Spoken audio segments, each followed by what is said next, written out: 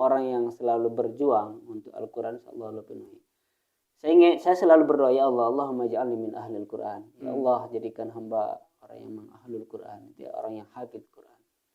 Rasulullah tidak terpikir waktu itu lulus MA, saya dapat beasiswa di Malang. Allahu Akbar, Allahu Akbar, Allahu Akbar, La ilaha illallah, Wallahu Akbar. Assalamualaikum warahmatullahi wabarakatuh. Alhamdulillah bertemu lagi dengan saya Panji Anugrah di acara Ngobrol Pendidikan Islam Rawdatul Jannah. Maka edisi Idul Fitri ini, spesial Idul Fitri, kita kedatangan tamu yang luar biasa. Beliau ini adalah Ustadz Zonha Ilham Hasibuan. Assalamualaikum Ustadz. Waalaikumsalam warahmatullahi Bagaimana wabarakatuh. kabarnya, sehat Ustadz? Alhamdulillah. Ini semenjak Idul Fitri ini semakin cerah kayaknya. Alhamdulillah. Nggak pulang kampung Ustadz? Pulang. Udah pulang. Alhamdulillah. Alhamdulillah. Jadi Ustadz Zonha Ilham ini adalah guru SMP Samatul Jannah dan beliau mengampu mata pelajaran Al-Quran. Ya, tahfidz. Nah, tahfidz Al-Quran. Alhamdulillah Ustadz kita ini yang di hadapan kita ini, kita banyak belajar lah dari beliau. Beliau udah selesai 30 juz.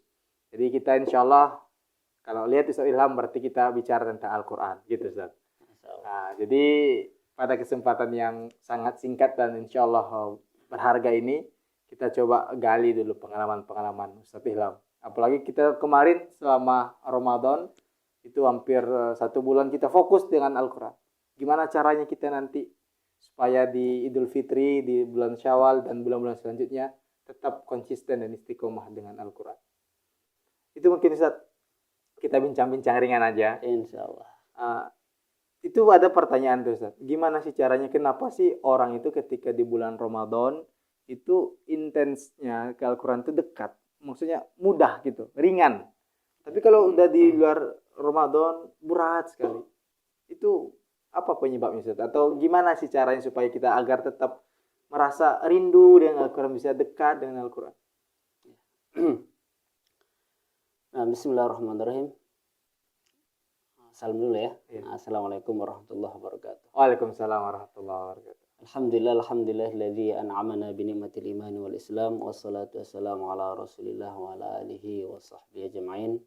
Subhanaka la ilma lana illa ma 'allamtana innaka antal alimul hakim. Rabbi shrah li sadri wa yassir li amri wahlul 'uqdatam min lisani yafqahu qawli. Jadi pertanyaannya, kenapa orang tuh di bulan Ramadan bisa dekat dengan Al-Quran, sedangkan di luar bulan Ramadan kok kurang begitu, Pak, kurang. ya? Bahkan ada sebagian dalam satu hari itu tidak sempat baca Al-Quran. Ya. Ya mungkin kenapa orang tuh bisa dekat dengan Al-Quran di bulan Ramadan? Karena dia merasa butuh ya. Butuh. Ya. Tahu kalau Ramadan itu bulan mulia begitu kan. Lalu dia pun berusaha untuk memuliakannya ya dengan banyak baca Quran. Artinya dia butuh dengan bacaan Al-Quran itu agar Ramadannya jadi bernilai bagi dirinya. Jadi permasalahannya, kenapa di luar Ramadan mereka tidak bisa dekat dengan Quran? Ya mungkin karena merasa nggak butuh. Ya. Gitu. Nah, nggak butuh, jadi nggak perlu baca Quran, ya, nggak perlu menghafal Quran dan lain sebagainya. Gitu. Ya, coba kita lihat, tidak hanya Quran ya, begitu juga dengan sholat. Pas di bulan Ramadan, malamnya banyak gitu. Orang ramai ke masjid ya. Setelah Ramadan, mulai berkurang. Bahkan di akhir-akhir Ramadan, udah mulai berkurang. Jadi kita lihat sop-sop di masjid itu, semakin akhir Ramadan semakin maju ya. Iya benar. Semakin maju, bukan semakin mundur. Dalam arti sopnya maju ke depan. Iya. Ya, maju ke depan bukan dalam artian majunya di makin pertama saja. Makin maju. Dan makan mohon maafnya itu yang di depan tuh udah orang tua kita yang tinggal lagi. Ya begitu juga baca Quran. Sebetulnya semangat orang tuh baca Quran di awal Ramadan dengan di akhir juga begitu. Berbeda ya. Berbeda, berbalik ya. Tapi, Padahal apalagi Ramadan ini sebenarnya akhir ini yang sesuatu saja ya, 10 Ramadan terakhir ini. terakhir. Belum lagi dikatakan bahwasanya amal itu tergantung khatimah gitu saja ya, penutupnya gitu ya. Penutupnya. Betul. Jadi begitu. Oh iya, Ustaz. Kita mungkin sering mendengar atau mungkin iya, semua hampir kita udah tahu tuh bahwasanya apapun yang dilekatkan dengan Al-Qur'an itu pasti mulia. Bagaimana bulan di antara yang 12 itu sebab turunnya Al-Qur'an Ramadan mulia. Iya. Ratusan ribu nabi yang paling mulia itu adalah Rasulullah karena sentuhan Al-Qur'an. Malaikat Jibril menjadi malaikat pemimpin para malaikat kan sebab Al-Qur'an. Ya, betul. Itu gimana sih Al-Qur'an itu sebenarnya bisa mengubah seseorang atau membuat jadi mulia dari orang yang hina, bisa jadi termuliakan. Mungkin Ustaz bisa ngasih pengalaman ataupun mungkin inspirasi lah untuk betul. Jadi saya sering ya menanyakan kepada anak-anak tuh, ngetes lah ya. Saya ambil tisu, coba anak-anak, siapa di antara kalian yang bisa robek tisu ini? Mereka rebutan coba, robek. Tapi ketika saya tawarkan kertas yang sudah dituliskan ayat Al-Quran, siapa di antara anak yang berani nyampe? Nggak ada yang berani. Saya kasih dia 1 juta, 2 juta, gitu ya. Juga nggak ada yang berani. Apa nggak ada yang berani?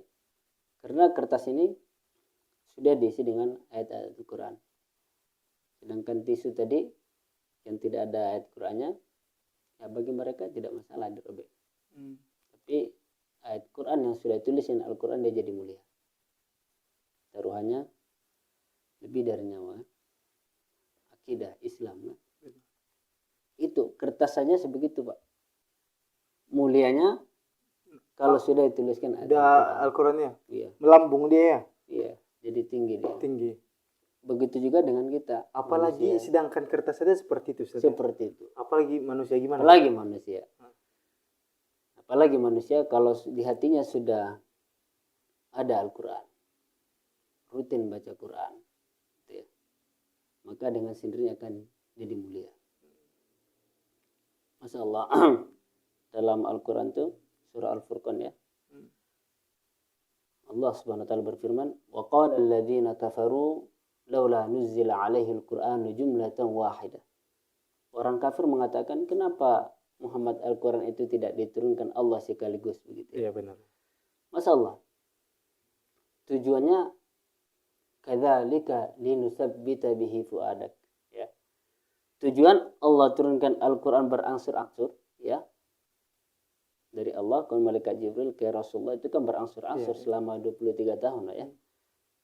Linusabbita bihi fuadak, agar Allah kuatkan hati Rasulullah sallallahu alaihi wasallam.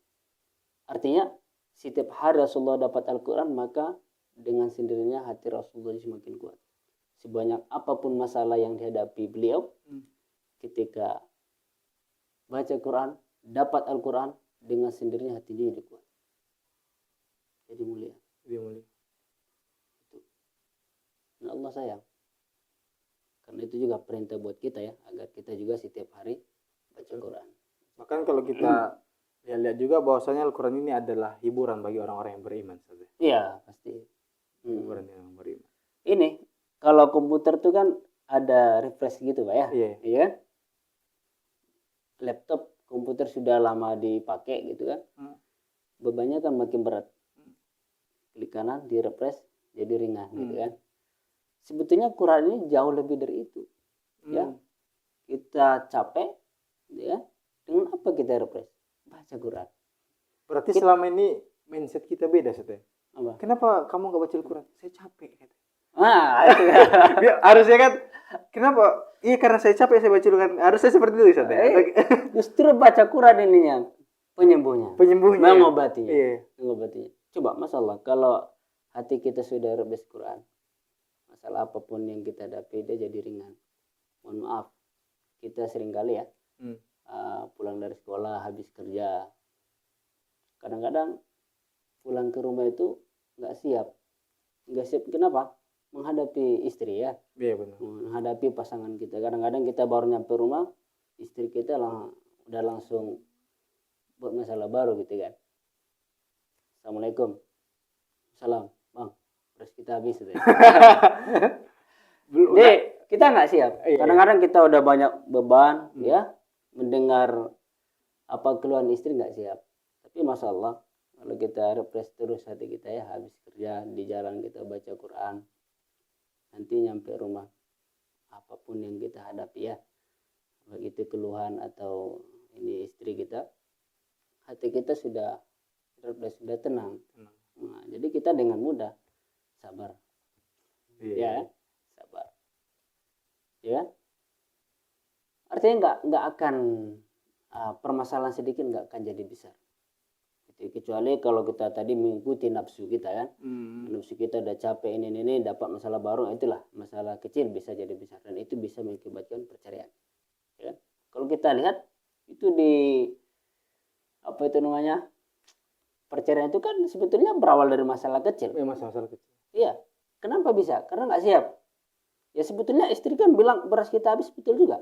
Iya. Ya memang beras habis. Iya. Tapi karena kita nyikapinya dengan memang ada apa namanya syahwat kita sedang lagi naik emosi gitu ya. Gitu. Akhirnya berarti ini Quran ya saudara. Ini kalau saya pribadi dapat insight baru nih. Itu kan Rasulullah ketika dalam keadaan capek gitu kan, pulang ke rumah kan ditanya tuh sama istri, apa makanan hari? Iya. Nggak ada kata istrinya. Kalau orang yang ibaratnya mungkin nggak ada kasih Al-Quran, marah, kamu nggak bisa masak atau apa? Ketika ditanya Rasulullah kan, apa makanan hari ini? Nggak ada. Saya puasa. Kan itu masya Allah tuh. Iya. Itu Rasulullah artinya tenang. Iya benar. Tenang. Allah lah, beliau ngurusin umat ya. Iya, tentu masalahnya jauh daripada kita ya. Nggak ada apa-apanya kita. Menghadapi itu semua kan dengan tenang. Masalah kenapa harus baca Quran? Itu kan. Quran kan kalamullah. Ya. Bagi orang yang tahu makna Al-Quran itu sendiri, ketika dia baca Quran, Rasulullah, saya sedang berbicara dengan Allah. Ya. Kalau dia sudah merasa itu kehadiran Allah, maka otomatis dia akan menjaga dirinya dari hal-hal yang dilarang oleh Allah. Begitu ya. Mau harus baca Quran. Sebetulnya Rasulullah itu kan begitu. Ketika baca Quran ingat Allah. Allah yang menguatkan. Ya. Allah segalanya. Sehingga yang lain itu terasa kecil. Begitu. Kadang-kadang kan kita masalahnya di situ. Kita banyak masalah nggak mau baca Quran. Itu baru persoalan baca, Pak. Belum terjemahnya. Iya, betul. Belum menafsirkan, belum maksud ayat itu sendiri. Padahal sebenarnya membaca ini kalau kita ingin lihat dari yang Ustaz sampaikan itu tingkat paling rendah sebenarnya. Iya, paling rendah. Belum menghafal yang belum lagi. Belum. Jadi ada tingkatan tuh. Kita dengan Quran membaca, ya kan, mentadabburi, menghafal, mengamalkan. Iya, benar. Kita baca aja belum selesai. Apakah bacaan kita sudah sesuai dengan bacaan Rasulullah? Masih jauh sekali. Padahal ujung ini yang keempat Ustaz ya. Sebenarnya pengamalan kan. Iya. Sementara kita di yang nomor 1 ini tangga pertama belum tuntas gitu ya. Belum selesai. Allah. Coba belajar huruf sinlah dulu gitu kan. As yang mirip-mirip itu kan. Ada 4 tuh. Apakah kita sudah menguasai itu semua? As kan berbeda tuh. Iya. Ada yang keluar ujung lidah kan? Ada yang tebal, ada yang tipis. Kita belum selesai di situ. Dan kita merasa kita nih sedang baik-baik saja gitu ya. Ada yang baik-baik. Padahal berarti ini termasuk dalam penyelewengan kepada Allah sebenarnya sudah. Iyalah, coba misalkan kita baca bismillah saja. Bismillahirrahmanirrahim. Itu artinya kan dengan nama Allah. Coba huruf sinnya itu kita ganti dengan fa. Bismillah. Iya. Yang sebelumnya bismillah dengan nama Allah jadi berubah. Bismillah dengan dosa Allah. Nauzubillah. Coba kita ganti dengan sin ya. Bismillah. Berubah lagi artinya. Kalau kita cari di kamus tuh ada menerjemahkan bau. Dengan bau Allah. Nauzubillah. Kita ganti sad. Nah, beda lagi nanti. Dengan Berarti ketulian Allah kalau diganti Ustaz, kan. Jadi harus huruf-huruf juga kita pelajari lebih dalam. berarti mau tidak mau ini udah harga mati sebenarnya Ustaz ya. Ya, harga mati. Belajar Al-Quran siapapun dia, Siapapun dia. selagi dia beriman kepada Allah dan Rasulnya. Karena hadis Rasulullah SAW, khairukum man ta'allama al-Qur'ana wa 'allamahu. Sebaik-baik kalian adalah orang yang belajar Al-Quran dan mengajarkannya. Kalau kita ingin jadi terbaik di sisi Allah, kita harus belajar Quran Dan mengajarkannya. dan mengajarkannya. Ya, terkait masalah motivasi Al-Quran, Ustaz. Mungkin Ustaz bisa mungkin menyampaikan pengalaman. Ustaz dahulunya seperti apa sih dengan Al-Quran ini bisa terubah atau minimal Ustaz bisa lah terarah itu kan. Dan ini mungkin bisa sentuhan-sentuhan seperti ini bagi kita yang masih tertatih-tatih lah Ustaz. Dalam apa namanya? Belajar sampai menghafal Al-Quran. Iya. Kalau saya pribadi sebetulnya motivasi bukan dari orang tua ya. Kalau orang umumnya dari orang tua gitu ya. Tapi kalau saya pribadi sebetulnya dari sekolah dulu, dari pesantren kami di Medan ya. Berarti waktu Ustadz tingkat SMA? SMP, MTS. MTS. Ya, tamat SD saya langsung masuk pesantren. Pesantren Darussalam Permiraan namanya. Sebetulnya saya motivasinya dari teman. Ya, lihat teman menghafal Quran. Nah, jadi saya jadi terpanggil. Awal-awalnya nggak percaya sih ya. Al-Quran setebal itu kok bisa dihafal gitu ya. Nah, tapi mereka kesibukannya dengan menghafal seperti itu, saya tertarik. Saya ingin mencoba. Setelah saya coba menghafal, ya coba dari ayat yang ini ya, dari satu ayat, dua ayat gitu ya, dari juz 1 dulu itu saya mulai menghafal. Setelah saya coba menghafal, saya merasakan memang perubahan hidup saya gitu ya. Nah, perubahan hidup saya dengan hafalan itu ya. Contoh kecilnya, kasih sayang Ustadz tuh, guru-guru kami kan, mereka itu orang yang dekat dengan Al-Quran sayang, ya, sama dengan kita pembaca ya. Nah, kalau ada orang dekat dengan Al-Quran kita agak ini ya, memuliakannya gitu. Jadi mulai dari situ saya rasakan, mulai dari lingkungan saya ya, dari teman-teman saya, ini takzim mereka kepada saya itu.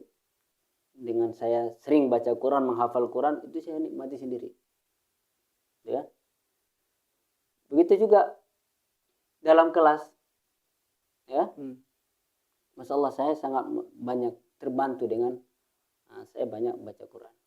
Itu waktu Ustaz dari SD menuju pesantren itu udah ada hafalan juga? Nggak ada.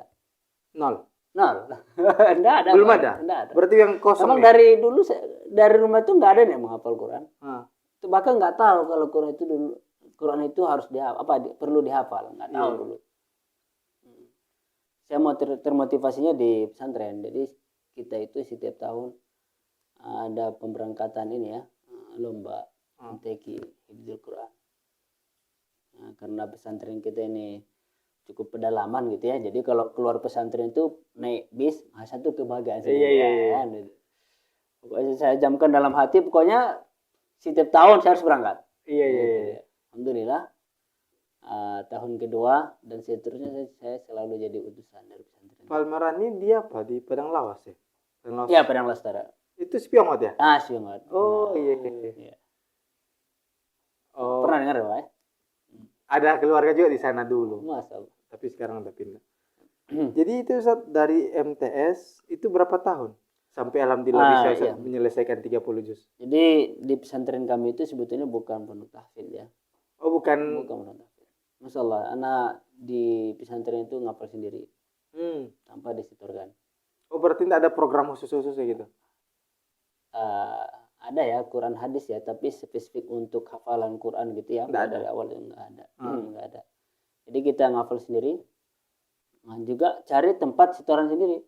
Setor sama teman. Oh gitu. Jadi ada kelas yang sudah hafalan juga gitu kan. Ya kita setor ke mereka. Dan itu lahir dari pribadi kita sendiri.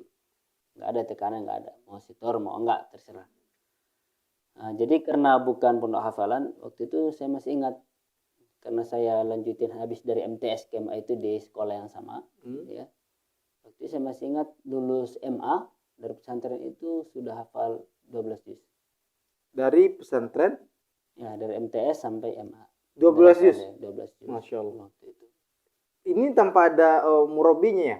Nggak ada merugi ya? Cuman kita cari kakak tingkat atau senior Iya, gitu. kita saudara. Masya Allah. Ya, jadi kesungguhan. Saya masih ingat waktu itu, Masya Allah. Perjuangan kita menjaga Al-Quran itu ya. Nah, sampai cari tempat yang sepi gitu ya. Kita ngaji di situ. Nggak ada yang tahu.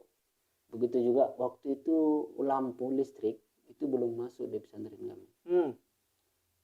Kami tahajud itu bawa lampu apa namanya Lampu itu? yang pakai minyak. Yang pakai minyak itu kan. Nah, Bawa keluar dari, kami tinggal di gubuk ya. Nah, keluar sambil di apa namanya ini, biar nggak kena hembus angin gitu ya, biar nggak mati Iya, apinya, iya. ya. Pegang, bawa ke masjid. Insya Allah. itu antum tuh Ustaz, yang 12 juz itu biasanya ada enggak waktu-waktu khusus untuk menghafal yang lebih cepat masuk ke dalam apa kita pikir? Iya, di waktu tahajud itu sangat waktu cepat tahajud. sekali. Sangat cepat sekali. Saya masih ingat, sambil ngaji menghafal, sambil lampunya ini ya, gerak-gerak. Itu gitu ya, gimana baca itu Ustaz? Kan lampu enggak ada. Gimana? Itu kan bawa lampu itu tadi. Oh, iya. Bawa lampu yang pakai minyak tuh. Iya. Jadi karena itulah ya, masjid kami ini tempatnya agak tinggi sedikit, jadi hembusan angin itu kadang-kadang kencang ya. Iya. Jadi terlihat tuh, sambil ngaji lampunya gerak-gerak. Dan itu saya masih terbayang sampai sekarang. Memang itu nggak bisa dilupakan. Itu karena perjuangan ya. Memang orang yang selalu berjuang untuk Al-Quran, insyaallah penuhi. Saya selalu berdoa, ya Allah, Allahumma ja'alni min ahlil Quran. Ya Allah, jadikan hamba orang yang mengahlul Quran, ya, orang yang hafid Quran. Masalah tidak terpikir waktu itu lulus MA, saya dapat beasiswa di Malang, pesantren tahfidz. Itu khusus tahfidz ya? Itu pondok berarti tahfidz. pertama kali untuk ketemu murabi untuk Al-Quran Iya. baru di sana. Iya, gitu. betul, di Malang tuh. Karena dia fokus ya. Iya, iya. Memang itu programnya. Ada tempat setorannya, ada gurunya gitu kan. Ada waktunya. Sangat sistematis ya, ada ini ya. Sudah diatur sama sekolah. Itu beasiswa. Nah, itu beasiswa. Bahkan makan digratiskan, pendidikan juga gratis. Masya Allah, baju juga dilondrikan. Iya. Berarti kita fokus Al-Quran. Iya. Taunya makan, ngaji, tidur itu ya kan. Iya. Tidur, bangun, makan, ngaji. Karena Itu tempat itu menjadi berapa tahun tuh, satu, kurang lebih 2 tahun. Selesai 30 jadi. Saya selesai kurang lebih 1,5 tahun. Selesai. Ya, selesai. Ini udah kembali mengulang yang 12 kemarin atau itu nambah? Waktu itu karena saya cerita ke Ustadz ya. Ini sebetulnya kan belum pernah saya setorkan yang 12 juz itu. Sekalipun di perlombaan sering saya bawa. Ya. Karena itu Ustadz minta untuk setor dari awal. Juz 1 sampai juz 30. Gitu. Masya Allah. Jadi kalau di pondok tahfidz itu kan jelas ya. Tapi Masya Allah, kesungguhan itu saya rasakan di pondok yang sebelumnya. Yang serba keterbatasan itu. Serba keterbatasan. Kenangan-kenangan juga justru itu yang lebih terasa. Sampai sekarang nggak terlupa. Dan itu saya yakin ya, lulus dari pesantren itu, kemudian dapat pesantren tahfidz, itu juga salah satu bentuk kecintaan Allah. Iya, iya. Karena saya sering berdoa, ya Allah jadikan hamba orang yang hafal Quran gitu ya. Masya Allah, setelah itu saya diminta ngajar pondok tahfidz di Ponorogo. Kurang lebih 4 tahun. Ini berarti setelah yang 1,5 tahun itu udah selesai 30 juz. Ya, setorkan. Ya, udah selesai. Diamanahkan untuk jadi gurunya lagi. Udah, waktu itu udah selesai gitu ya. Lalu saya diminta untuk ngajar di tempat teman di Ponorogo. Ya. Namanya pesantren tahfidz. Oh gitu. Ya. Jadi itu Ustadz berapa jam per harinya antum habiskan itu untuk menghafal Al-Quran sampai 1,5 tahun itu kan lebih kurang 18 bulan ya. Selesai 30 juz. Kalau bagi mungkin kita nggak mungkin lah masa Al-Quran sebanyak ini bisa terhafal gitu. Itu berapa jam Ustaz? Dan apa sih hal-hal yang harus kita hindari dalam menghafal Al-Quran ini? Atau apa sih amalan-amalan yang perlu kita kejar atau kita kokohkan agar Allah mudahkan kita menghafal kalam-kalam yang mulia ini? Jadi di pesantren itu kan sudah ada ininya Pak, apa namanya, waktunya ya. Nah, jadi nanti ukuran murojaah dan menghafal itu sudah ada kadar-kadarnya gitu kan. Bagi yang sudah hafal 1 juz nanti murojahnya harus sekian gitu. Sudah lengkap sama Ustadz kita itu kan, dikasih form ya. Idealnya ya, ini untuk apa nih? Untuk saya pribadi atau secara umum? Secara umum lah. Secara umum. Secara umum. Ya? Secara umum. Secara umum. Kita yang antara anak-anak yang sudah dewasa itu berbeda juga. Oh gitu. Berbeda juga. Kalau di pesantren ya, untuk hafalan yang memang kita rutin setiap hari menghafal juga murojaah itu ada ininya, ada rinci-rinciannya. Tergantung sebanyak hafalan yang sudah kita setorkan. Ya kan? Misalkan baru hafal 1 juz, berarti setiap hari itu harus bisa murojaah setengah juz atau minimal 1/4. Ya kan? Harus bisa 1/4.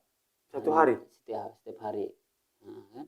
Nanti naik lagi 2 juz, nah tambah lagi. Naik lagi 3 juz, tambah lagi. Bahkan yang sudah selesai 30 juz juga harus disarankan ya, minimal harus bisa murojaah 3 juz setiap hari. Setiap hari. Itu bagi yang sedang hafalan ya. Adapun kita secara umum ya, sebetulnya yang Allah minta itu kan dengan banyaknya kita baca Quran. Kita meminimalkan target. Apa kita targetkan setiap hari 1 ayat saja. Itu bahkan 1 baris. Tapi dengan banyak tikrar, pengulangan. Banyak pengulangan. Nah, nanti dengan berjalannya waktu, ya, nanti Allah kuatkan sendiri. Terkadang seperti papanya kan, udah punya hafalan sekarang Pak ya. Alhamdulillah. Jadi sekarang ditambah-tambahin. Tapi terkadang saat kita hafal contohnya yang juz ini, juz yang lain lupa balik. Jadi berarti setelah sembari kita menghafal, mesti ada juga murojaah per harinya gitu. Iya, murojaah itu tenaganya. Meskipun Rasulullah dalam hadis Rasulullah itu disebutkan perumpamaan orang yang punya hafalan Quran itu seperti orang pengembala. Apabila pengembala ini melepaskan tali ikatan ininya, gembalaannya, maka dengan sendiri hewannya itu langsung pergi. Begitu juga Al-Quran. Bila kita lupa murojaah, ya nggak mau murojaah, ya dengan sendiri Al-Quran nggak mau. Berarti meskipun kita sebenarnya sekarang mungkin contohnya di juz ini, ya, harus kita murojaah juga. Harus murojaah juga.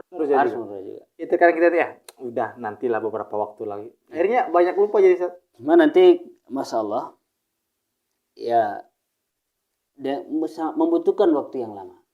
Misalkan ada yang 5 tahun tiap hari murojaah terus, baca Quran terus selama 5 tahun tuh.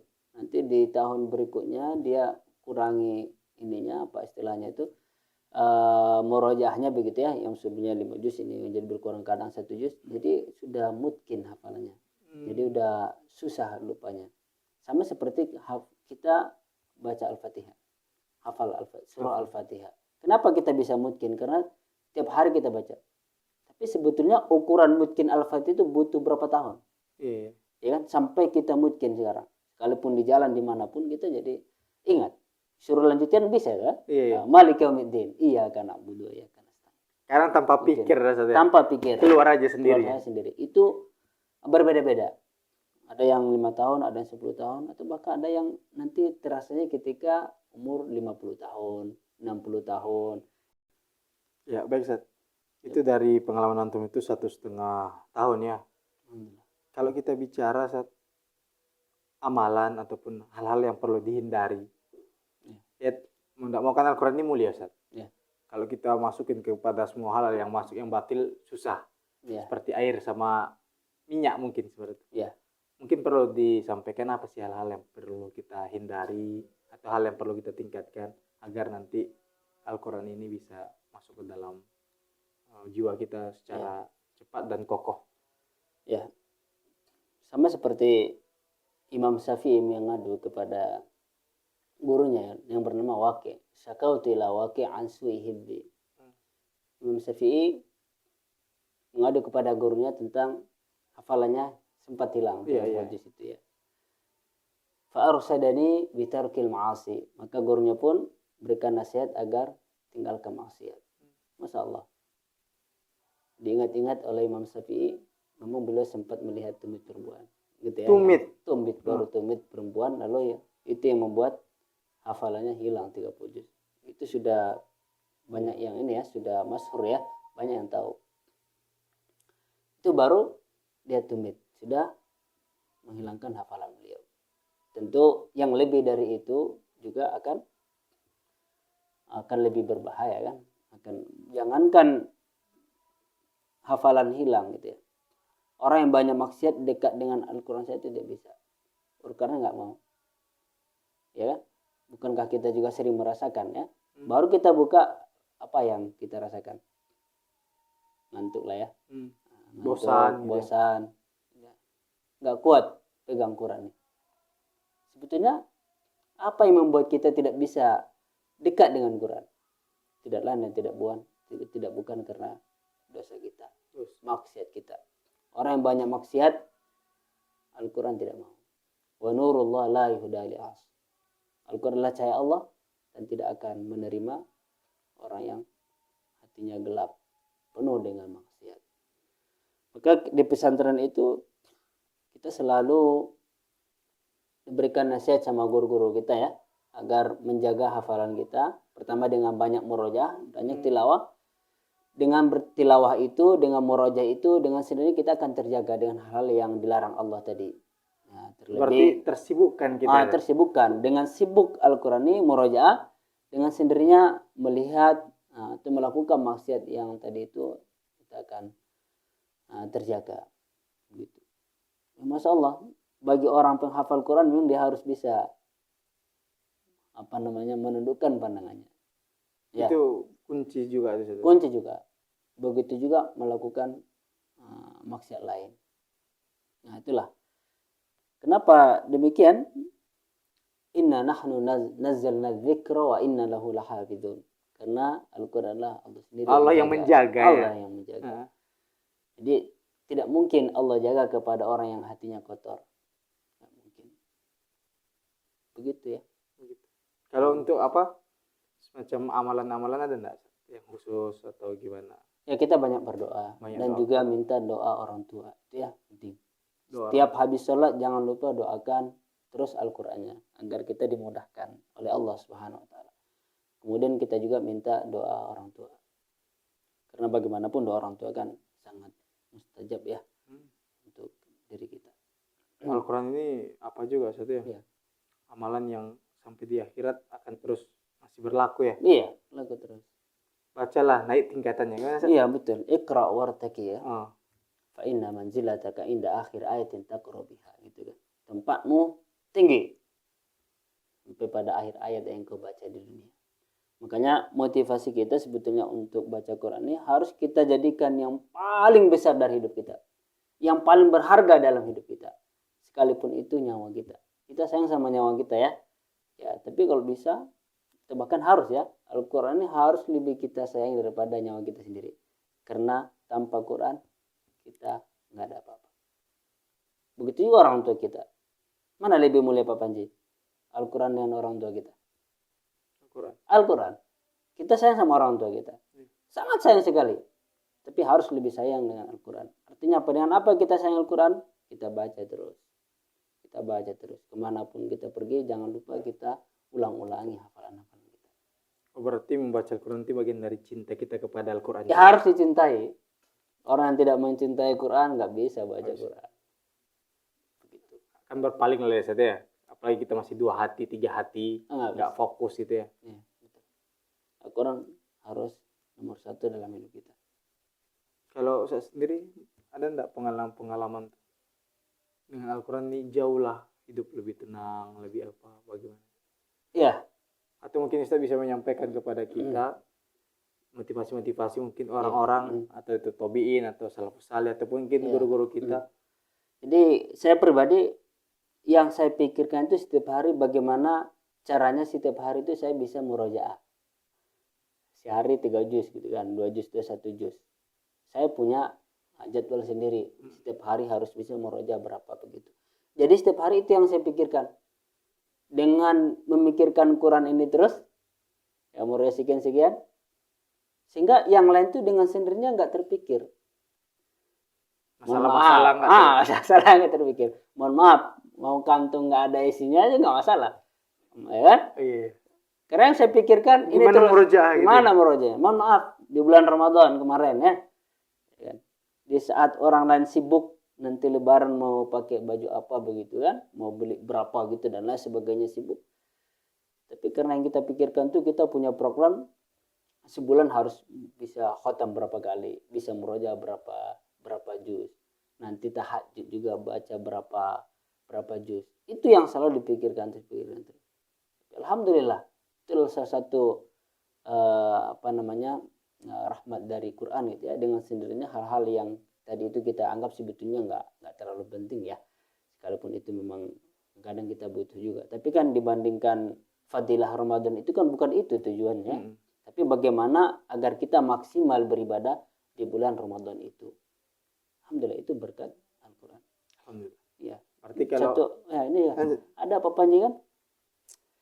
Kisah apa panjang kan oleh sejarah nih kan. Kisah Umar bin Abdul Aziz itu kan. Masya Allah, besok lebaran satu pun dari anak-anaknya belum ada yang punya baju lebaran. Di saat anak-anaknya bermain dengan anak yang lain, beliau menangis terharu. Padahal beliau khalifah. Pemimpin umat Islam saat itu ya. Menangisnya karena beliau lihat anaknya bermain dengan anak yang lain, anak orang lain sudah punya baju lebaran, anaknya belum. Tapi kebahagiaannya sebetulnya bukan itulah tujuan dari Ramadan itu sendiri. Ya, Idul Fitri. Bagaimana caranya di bulan Ramadan itu kita sukses, kembali suci, terbebas dari dosa. Ya, Masya Allah, inspirasi, motivasi yang diberikan Ustaz Ilham. Bahkan bagi kita mungkin yang punya masalah, solusinya dekat. Ada di sini. Ustaz ya? Ya, Quran. Apa terjadi kesedihan, kegelisahan, ini hiburan orang-orang mukmin. Merubah kehidupan. Merubah kehidupan. Yang penting itu Al-Quran mengubah kehidupan. Dan ketika kita hari ini mungkin jauh dari Al-Quran, mari kita hisab-hisab diri kita. Apa kita terlalu kotor mungkin Ustaz ya? Ya. Apa terlalu kotor kita, terlalu banyak maksiat kita hingga Allah nggak menuntun kita ke membaca Al-Quran. Mudah-mudahan ini adalah tamparan bagi kita, apalagi di ini Idul Fitri setelah kita Ramadan. Mudah-mudahan kita bisa menggencangkan kembali Al-Quran, bukan malah menurunkannya. Mudah-mudahan kita nanti termasuk ahlul Quran Ustaz ya. Amin. Terima kasih banyak Ustaz atas segala motivasinya. Semoga kita bisa kebaikan kami Ustaz tertularlah kepada kami. Dan semoga bermanfaat dan saling mendoakan. Amin. Terima kasih banyak Bapak Ibu.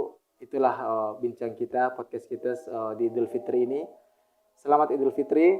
Assalamualaikum warahmatullahi wabarakatuh. Waalaikumsalam warahmatullahi wabarakatuh.